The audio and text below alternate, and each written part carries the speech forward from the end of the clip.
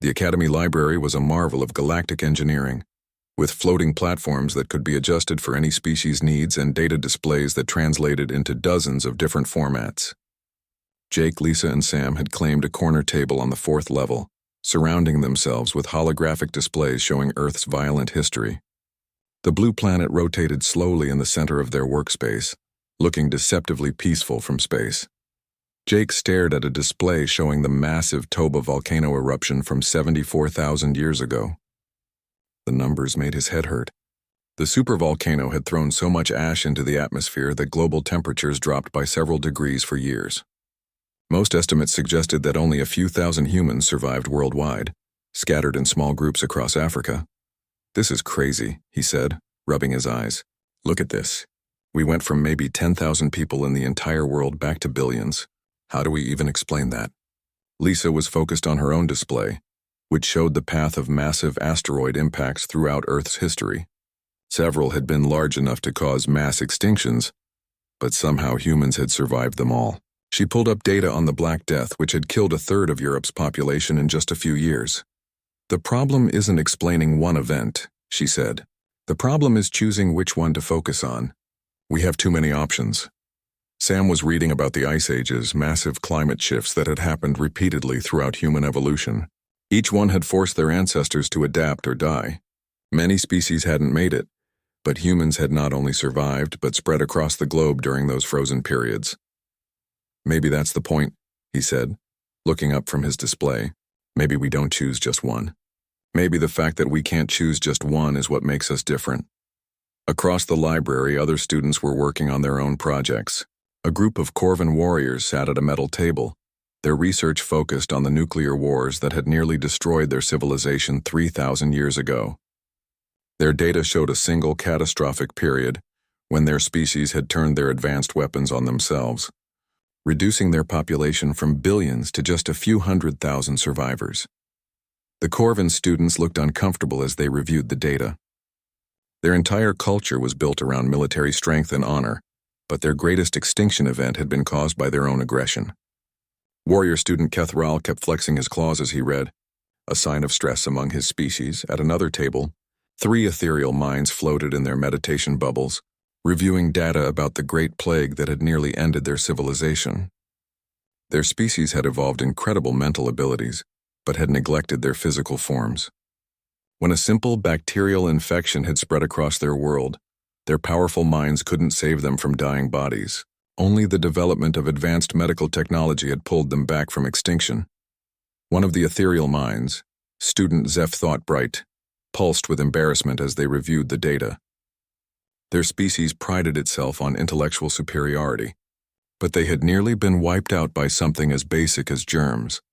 The tree speakers had gathered near a window where they could absorb some starlight while they worked. Their research focused on the Great Blight, a fungal infection that had spread across their forest worlds 800 years ago. The blight had killed 95% of all tree speakers before they developed a biological defense. Even now, their species kept careful genetic records to prevent such a disaster from happening again. Student Branch, who remembers, rustled sadly as they reviewed images of dead forests from their homeworld. The tree speakers had a long cultural memory, and many could still recall the songs of grief from those dark times. Back at the human table, Jake had moved on to studying humanity's more recent near-extinction events. The data showed that humans had come close to destroying themselves multiple times in just the past few centuries. Nuclear weapons, climate change, resource depletion, pandemic diseases, and social collapse had all threatened to end human civilization. "Look at this," he said, pulling up a timeline. "In the 20th century alone, we nearly wiped ourselves out at least 3 times. Nuclear war during something called the Cuban Missile Crisis, massive population growth that almost outstripped food production, and industrial pollution that nearly destroyed our atmosphere." Lisa nodded, adding her own research to the display. "And that's not counting natural disasters. We've survived asteroid impacts, supervolcano eruptions, ice ages, massive solar flares, and plague outbreaks that killed significant portions of our population." Sam was quiet for a moment, thinking about what they were seeing. "You know what's weird? Every other species we've met talks about their extinction event like it was this terrible, defining moment. But when humans talk about our near-extinction events, we just call them Tuesday. The comment was meant as a joke, but it made all three of them pause. Jake looked around the library at the other students, all carefully researching their single great disaster. The Corvin warriors were treating their nuclear wars like a sacred tragedy. The ethereal minds were approaching their plague with scientific reverence. The tree speakers were studying their blight with the solemnity of a funeral rite. "We're different," Lisa said quietly. "We really are different." As if summoned by their conversation, Professor Kethvos appeared at their table, their crystal body chiming softly with each step. The professor had been making rounds through the library, checking on student progress. But they had saved the humans for last. "Human students," the professor said, their voice carrying notes of curiosity and concern. "I have been reviewing your species files since our class discussion. I must admit your historical records are quite unusual." Jake looked up from his display. "How so, Professor?" The crystal being's body shifted to a deep purple color, indicating confusion. "Your species appears to have faced multiple significant population bottlenecks throughout your evolution. The Toba eruption alone should have ended your development as a sapient species, yet your records show continued growth and expansion, even during periods of extreme environmental stress." Sam leaned back in his chair. "Yeah, we're pretty hard to kill." Professor Kethvos's body chimed with what might have been nervous laughter. "Human student Rodriguez, I do not think you understand the significance of what your records show. According to our models, your species should have gone extinct dozens of times throughout its history." Lisa pulled up a new display showing human population growth over time. The graph looked like a heartbeat monitor, dropping to nearly zero multiple times before shooting back up to even higher levels. "Maybe your models don't account for all the variables, Professor." The professor stared at the display for a long moment. Other students in the library had begun to notice the conversation and were moving closer to listen. Word had spread quickly through the academy about the humans' claim to have survived multiple extinction events, and everyone was curious to learn more. "This is unprecedented," Professor Kethvos said finally. "In all my years of study, I have never encountered a species with such a pattern of survival. Most species face one great test and either pass it or fail it. Your species appears to have faced dozens of such tests and passed them all." A small crowd had gathered around the human table now. Corvin warriors stood next to ethereal minds, who floated beside tree speakers and other alien students. All of them were staring at the displays showing Earth's violent history and humanity's repeated brushes with extinction. Warrior student Kethral pushed forward, his red eyes fixed on the human data. "This cannot be accurate. No species survives multiple extinction events. It is not possible." Jake stood up, his military bearing making him look larger than he was. "Are you calling us liars?" The Corvin warrior's claws extended slightly, a sign of aggression. "I am saying your data must be wrong. My people are the greatest survivors in the galaxy. We survived our nuclear wars through strength and unity, but even we faced only one true extinction event." Sam stood up beside Jake, his easy smile never wavering. "Maybe that's your problem. You only learned how to survive once." The library fell silent. Even the soft humming of the station's systems seemed to quiet down. Students from dozens of species stared at the three humans, trying to understand what they meant. Lisa remained seated but spoke clearly enough for everyone to hear. "What we're trying to say is that for humans, near extinction isn't a once-in-a-species lifetime event. It's just something that happens sometimes. We survive it, we learn from it, and we get ready for the next one." Professor Kethvos's crystal body had shifted to a bright white color, indicating intense thought. "If what you are saying is true, it would revolutionize our understanding of sapient species development.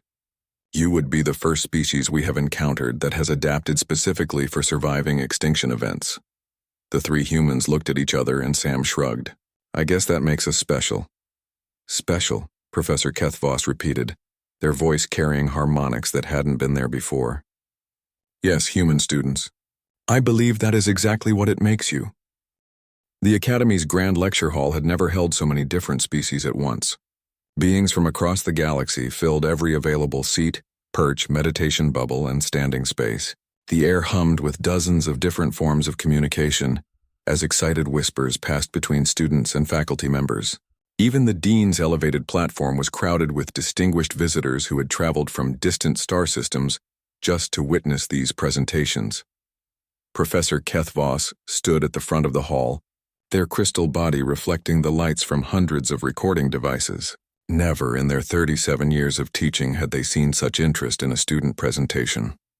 The usual classroom seating had been expanded to accommodate nearly 1,000 observers, and still more beings watched through remote feeds from across the galaxy. Dean Christvar occupied the place of honor in the center of the front row, their ancient form seeming to absorb light rather than reflect it. The Dean had witnessed the rise of galactic civilization itself, and rarely showed interest in student work. But today they sat perfectly still, waiting to see what these humans would reveal about themselves. Dr. Vex Thalan sat nearby, her blue-green skin rippling with complex patterns of anticipation and scientific curiosity. She had spent the night reviewing every piece of human data she could access, and the implications of what she had found both excited and terrified her. Jake, Lisa, and Sam waited in the preparation area behind the main stage, listening to the crowd settling into their seats. Through the audio feed, they could hear the nervous conversations of their classmates who would present after them. "I still think we should have prepared a more traditional presentation," one of the ethereal minds was saying, their thoughts visible as worried pulses of light. "The humans have created unreasonable expectations." "Traditional presentations are for traditional species," came the reply from a tree speaker. "Perhaps that is the point the humans are trying to make." Warrior student Kethral's voice carried clearly through the audio system, speaking to his fellow Corvin students. "Whatever these humans claim, remember that survival requires strength and discipline. They are small and weak. Their claims cannot be true." Professor Kethvos activated the presentation system and the hall fell silent. "Honored colleagues, distinguished guests, and students of Nexus Academy, welcome to the final presentations for Advanced Extinction Studies. Today our students will share their research into the extinction events that shaped their species and enabled their survival." The professor's crystal body chimed softly as they gestured toward the stage. "We begin today with our newest students representing humanity. Please welcome Jake Morrison, Lisa Chen, and Sam Rodriguez." The three humans walked onto the stage and a murmur ran through the crowd. They looked so ordinary compared to the other species represented in the hall. No natural armor, no enhanced sensory organs, no obvious adaptations for survival. Yet their confident bearing suggested they knew something the rest of the galaxy did not. Behind them, a massive holographic display activated, showing Earth from space.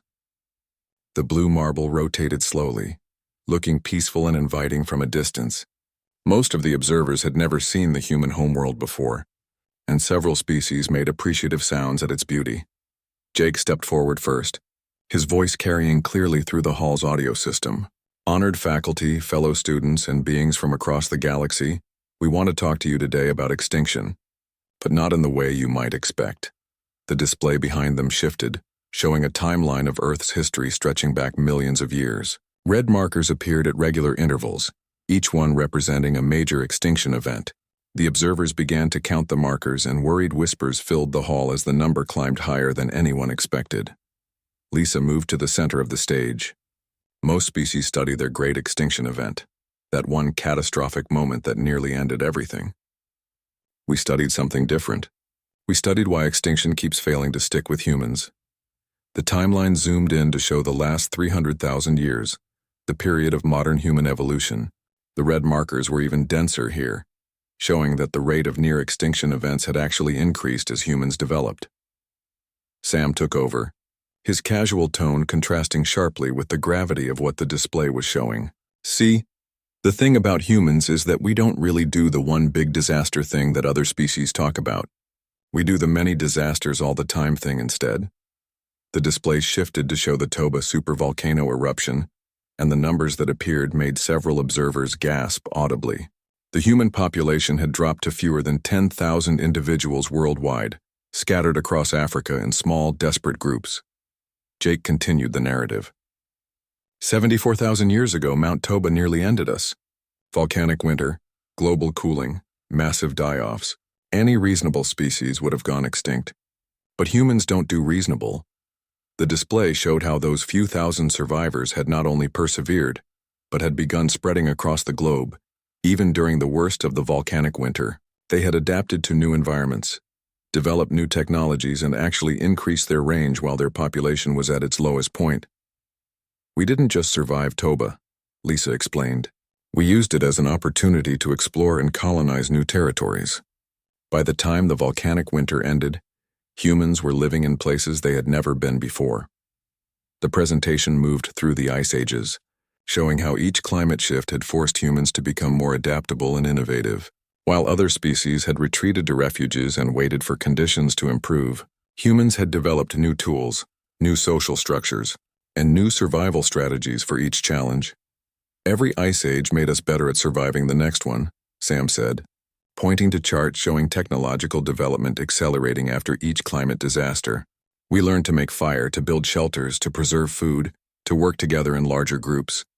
Each extinction event was basically a crash course in not dying. The crowd was completely silent now, transfixed by the presentation. Dr. Vexthalen's skin was rippling with patterns so complex they seemed to pulse with their own light. Even the ancient Dean Christvar had leaned forward in their seat.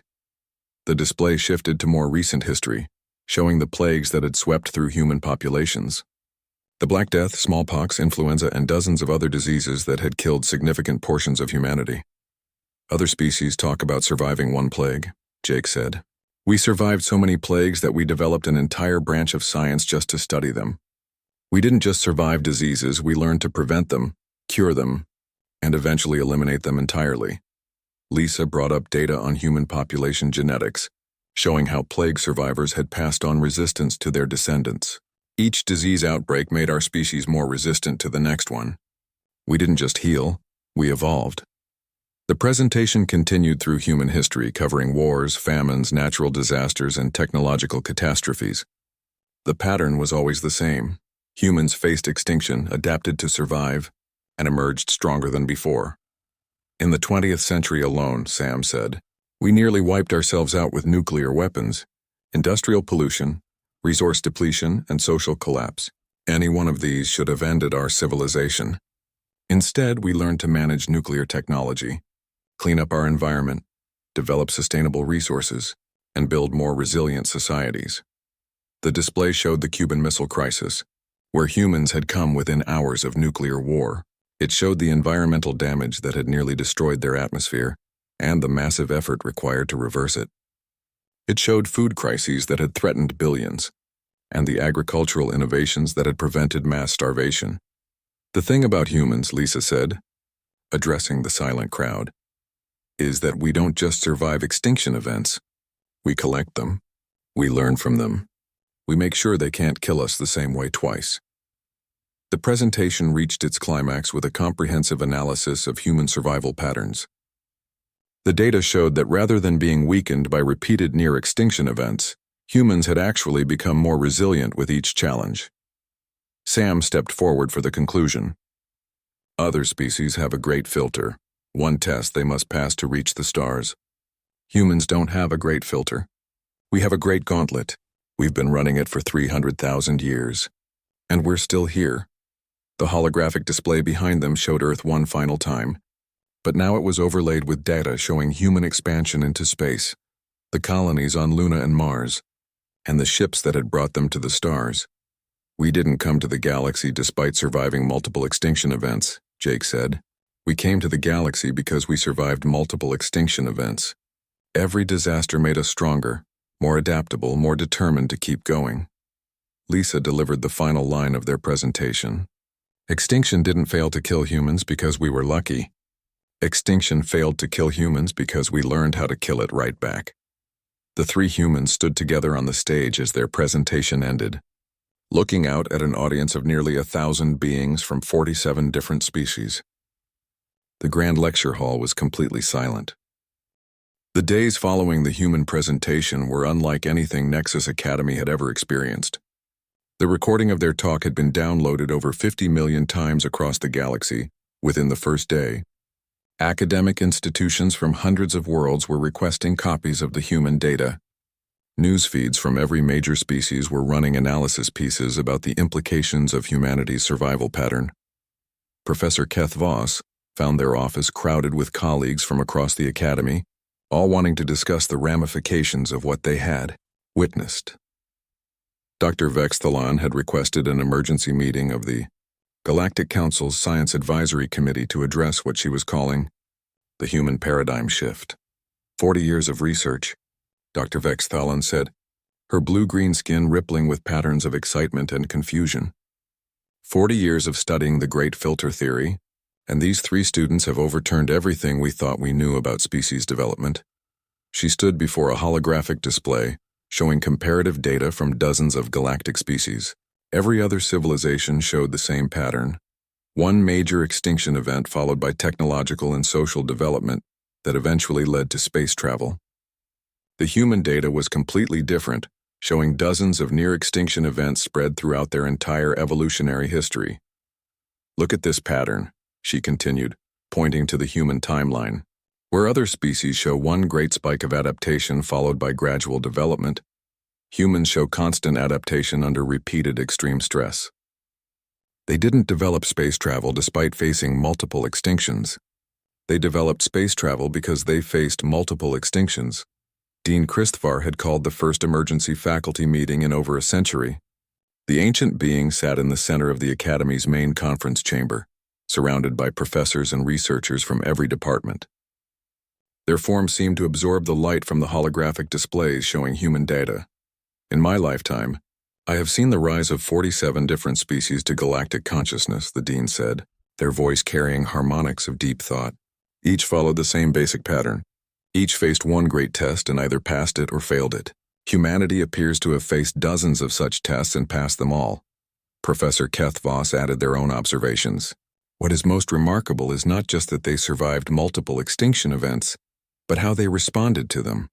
Where other species retreated and adapted defensively, humans seem to have used each crisis as a catalyst for expansion and innovation. The implications were staggering.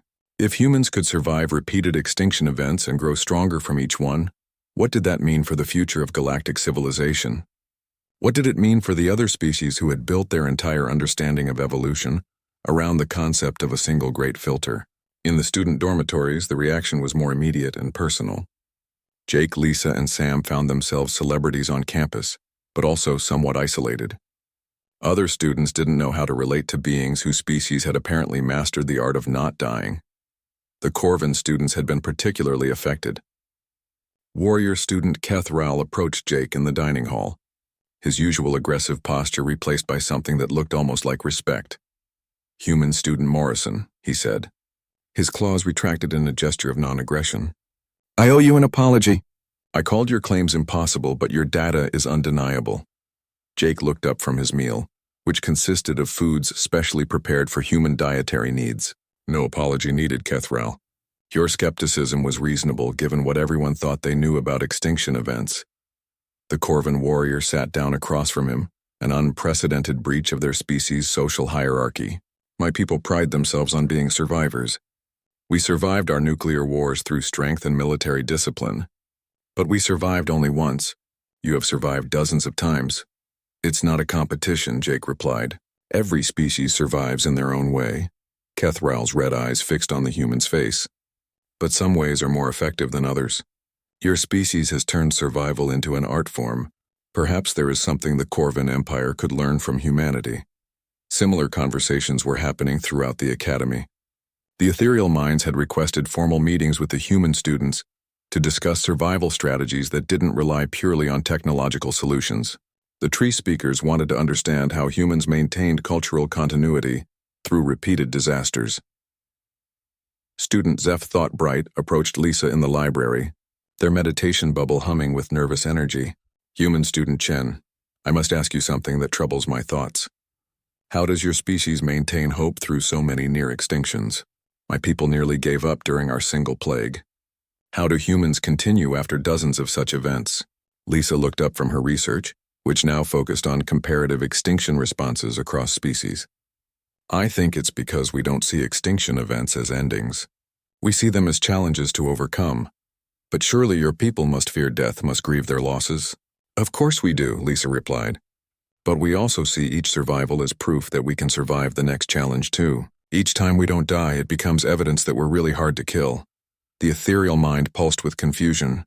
"This is a perspective my species has never considered. We saw our plague as a single test to be passed. You see each event as training for the next one. Meanwhile, Sam was having his own philosophical discussions with Branch Who Remembers and the other tree speakers.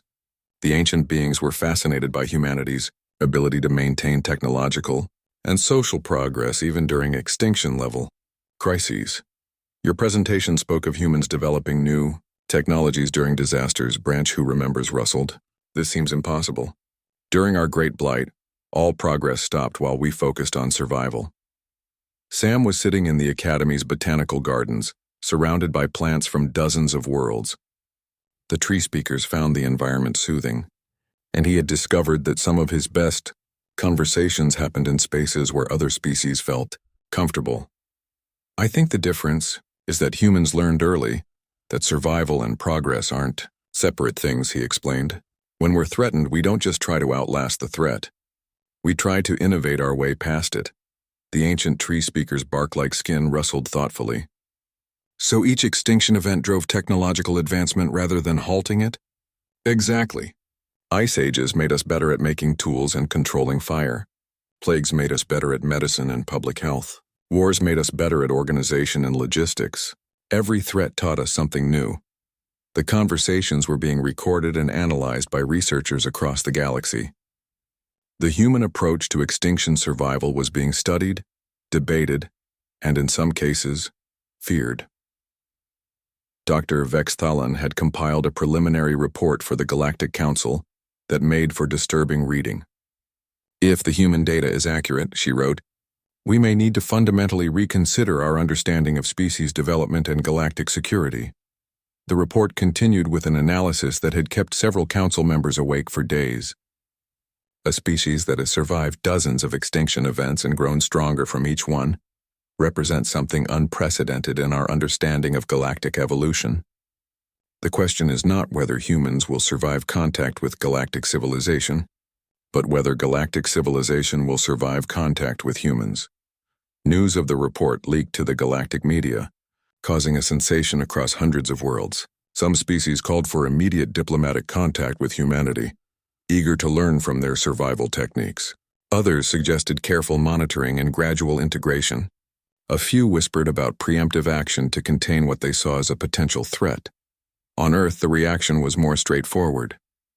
News feeds carried stories about the 3 students who had impressed the galaxy with their presentation. Most humans seemed amused by the aliens' surprise at their species' resilience. Of course, we survived a bunch of disasters, one Earth commentator said during a popular news program. We're still here, aren't we? What did they think happened to all the other disasters that tried to kill us? Back at Nexus Academy, Jake, Lisa, and Sam were finishing their semester and preparing to return to Earth. Their final grades had been the highest in the history of advanced extinction studies, but that seemed almost irrelevant compared to what their presentation had accomplished. Professor Keth Voss met with them one last time before their departure. The crystal professor's body was a warm gold color, indicating satisfaction and deep respect. Human students, your presentation has changed how we understand species development and survival. You came here to learn about extinction events, but you have taught us far more than we taught you. Jake smiled, closing his old-fashioned paper notebook for the last time. We just told the truth about our history, Professor. We didn't expect it to be such a big deal. Perhaps that is exactly the point, Professor Kethvos replied. You treated repeated near extinction as normal, even routine. For you, survival is not a singular achievement but an ongoing process. Lisa packed away her simple electronic device, which had recorded terabytes of data about galactic species and their extinction events. Do you think it will change anything? What we told everyone?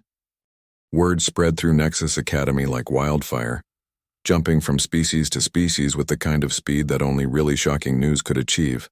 In the floating gardens where the tree speakers liked to gather, the conversation was filled with rustling whispers about the humans who claimed to have survived dozens of extinction events. In the warrior training halls, Corvin soldiers debated whether such claims were even possible. Even in the meditation chambers where the ethereal minds floated in perfect silence, thoughts buzzed with curiosity about these strange new students. Professor Keth Voss found themselves in the unusual position of being the center of attention at faculty meetings. Other professors approached them in the corridors, asking questions about their human students and whether their claims could possibly be true. Dr. Vestan, the Academy's most respected expert on species evolution, had even requested permission to observe the final presentations. "I have spent 40 years studying the Great Filter Theory," Dr. Vestan told Professor Kethvos over lunch in the faculty dining area. She was a member of the Sage Minds, a species known for their analytical abilities and their distinctive blue-green skin that rippled with patterns when they were thinking hard. Every species faces one great extinction event that either elevates them to true sapience or destroys them completely. It is the fundamental law of galactic evolution. Professor Kethvos's crystal body chimed softly as they considered their colleague's words. Yet the human data suggests something different. What if some species face not one great filter, but many smaller ones?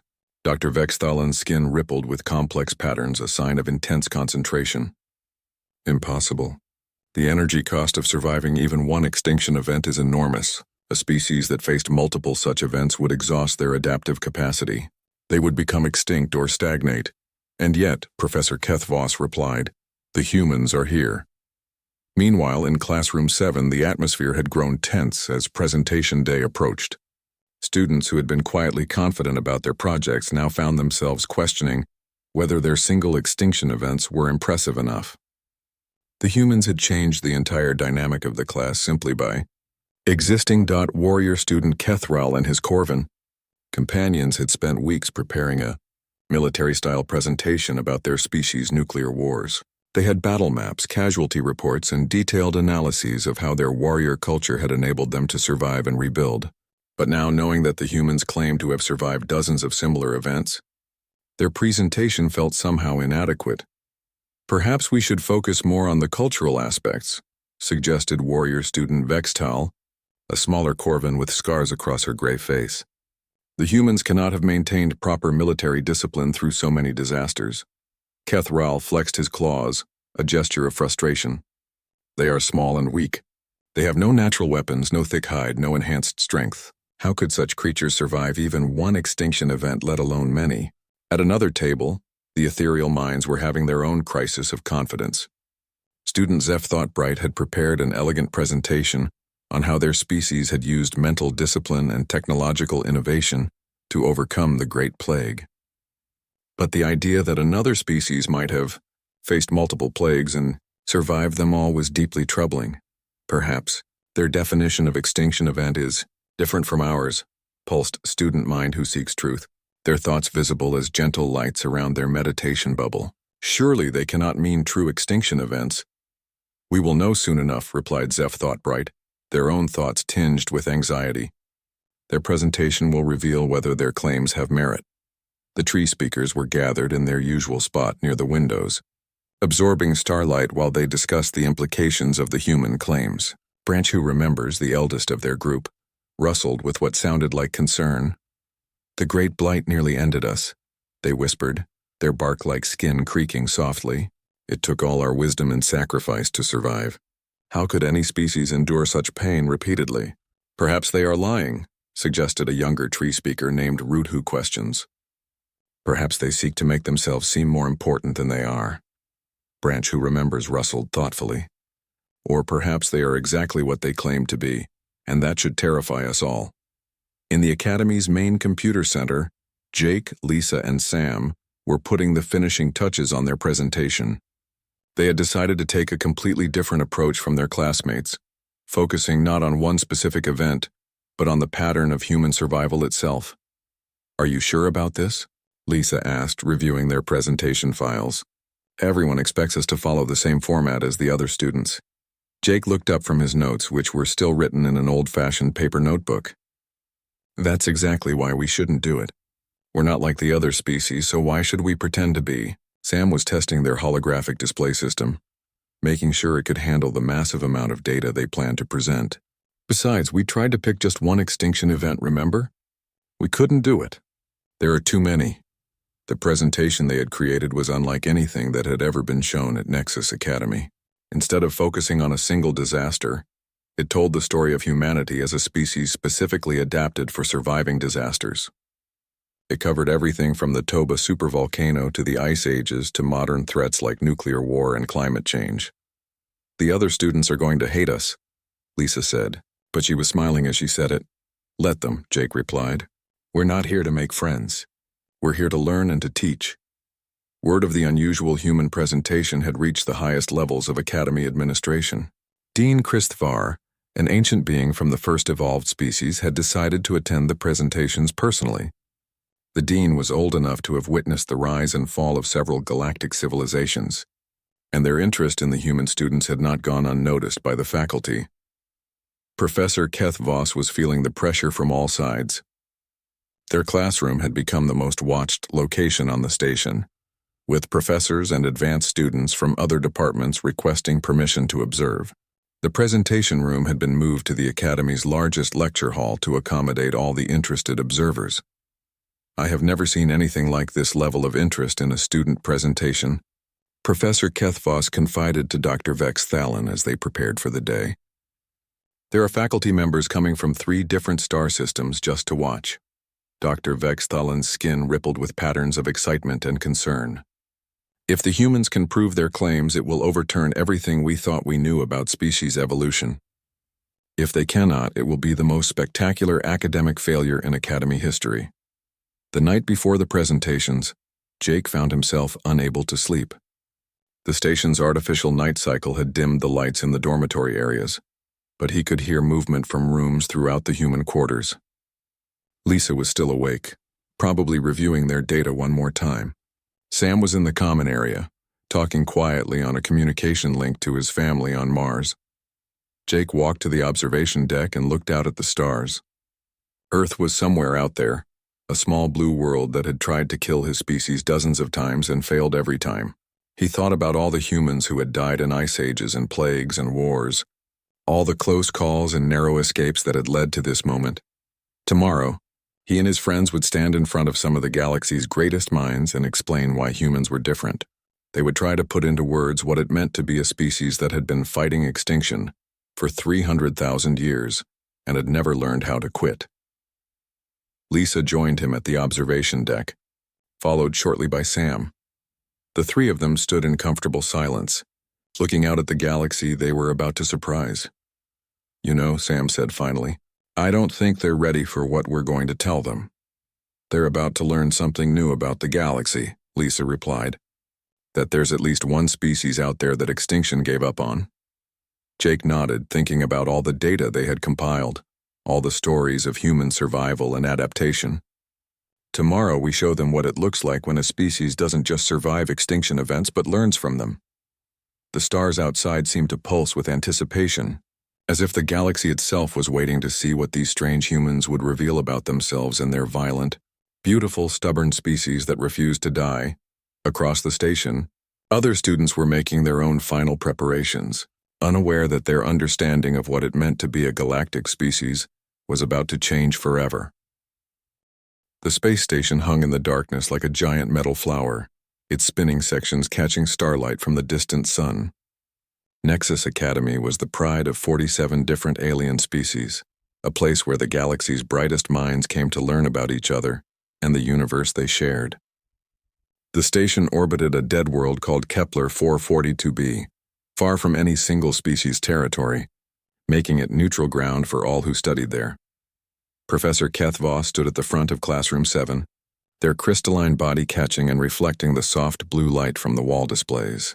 The professor was 8 feet tall with a body that looked like living glass, each movement creating tiny musical notes as their crystal plates shifted against each other. They had been teaching at Nexus Academy for 37 years, and in all that time, they had never seen anything quite like what was about to walk through their classroom door. The morning bell chimed across the station, a sound designed to be pleasant to all species' hearing ranges. Students began filing into the classroom, each one different from the last. The Corvin students marched in perfect formation, their gray skin and red eyes marking them as members of the galaxy's most feared military empire.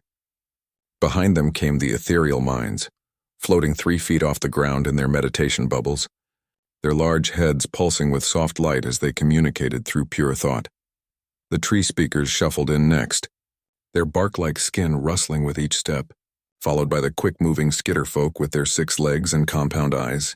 More species followed, each taking their usual seats in the large circular classroom. This was Advanced Extinction Studies, the hardest class in the entire academy, and every student here had spent years preparing just to qualify for admission. Professor Keth Voss watched as the familiar faces found their seats. But today there were 3 empty chairs in the front row, 3 chairs that had been specially made for the Academy's newest and most unusual students. For the first time in 200 years, the Galactic Council had approved a new species for the exchange program. For the first time ever, humans would be studying at Nexus Academy. The door slid open with a soft hiss and conversation in the classroom died. 3 figures walked in, and every alien eye turned to stare at them. They were smaller than most of the other species, standing only about 6 feet tall, with smooth skin that ranged from light to dark brown. Their eyes were small compared to the ethereal minds, and they had no natural weapons like the Corvin claws or tree speaker thorns. They looked to most of the class completely unremarkable. Jake Morrison entered first, his broad shoulders and confident walk marking him as someone used to dangerous situations. His dark hair was cut short in a military style, and his brown eyes swept the room, cataloging potential threats out of pure habit. Behind him came Lisa Chen, smaller and more delicate-looking, but her green eyes held an intelligence that made several of the ethereal minds sit up and take notice. Sam Rodriguez brought up the rear, his easy smile and relaxed posture hiding the fact that he was carefully studying every exit in the room. The 3 humans took their seats in the front row, seemingly unaware of the dozens of alien eyes watching their every move. Jake pulled out a simple paper notebook, something that made several students gasp in surprise. Lisa activated a small electronic device that looked primitive compared to the holographic displays the other students used. Sam just leaned back in his chair and waited for class to begin. Professor Keth Voss stepped forward, their crystal body chiming softly. When they spoke, their voice was like wind through a crystal cave, beautiful and strange. Welcome, students, to Advanced Extinction Studies. For those who are new to my class, I am Professor Keth Voss, and I will be your guide through one of the most challenging subjects in xenobiology.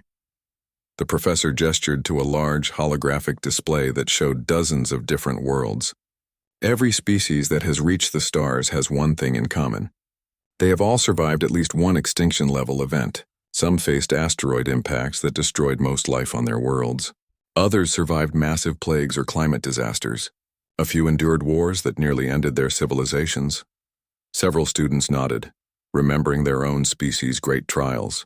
The Corvin students' faces grew dark as they thought of the nuclear wars that had nearly destroyed their empire. The tree speakers rustled sadly, remembering the great blight that had killed 90% of their forest worlds. Professor Keth Voss continued, "Your final project for this class will be to research and present your species' greatest extinction event. You will analyze how your ancestors survived, what adaptations they developed, and how those survival mechanisms shaped your modern civilization. This project will count for 70% of your final grade." A Corvin student raised a clawed hand. "Professor, what about species that faced multiple extinction events?" The crystal being's body chimed with what might have been laughter. "An interesting question, warrior student Kethral, but every species faces only one true extinction-level event. It is the great filter that determines whether a species will reach the stars or fade into cosmic dust.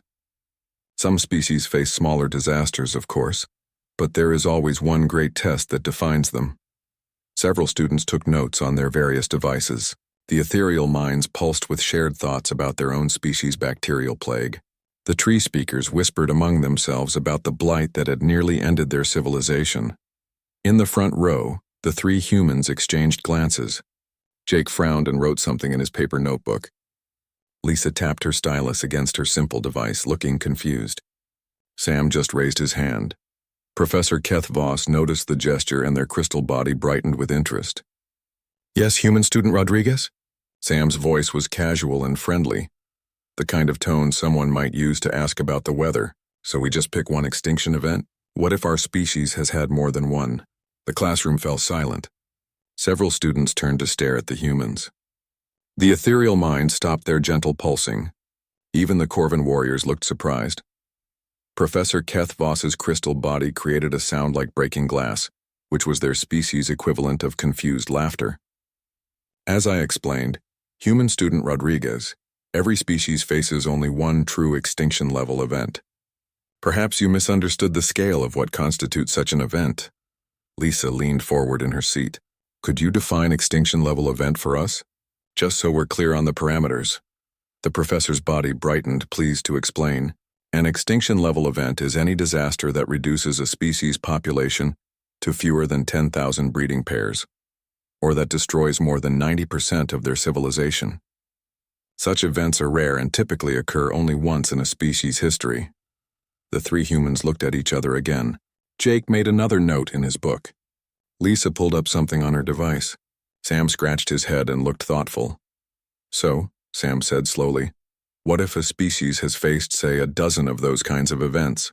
The classroom erupted in noise. Students from different species began talking at once, their various forms of communication creating a chaos of sounds, lights, and psychic emanations. The Corvin warriors demanded to know if the humans were lying. The ethereal minds pulsed rapidly with confused thoughts. The tree speakers rustled with what sounded like worried whispers. Professor Keth Voss raised a crystal hand for silence, and gradually the room quieted down. Their body had shifted to a deep blue color, which indicated deep thought and some concern. Human student Rodriguez, I think there may be some confusion about your species' history. No species can survive multiple extinction-level events. It is simply not possible. Jake looked up from his notebook. Professor, would you like us to bring in our research files tomorrow?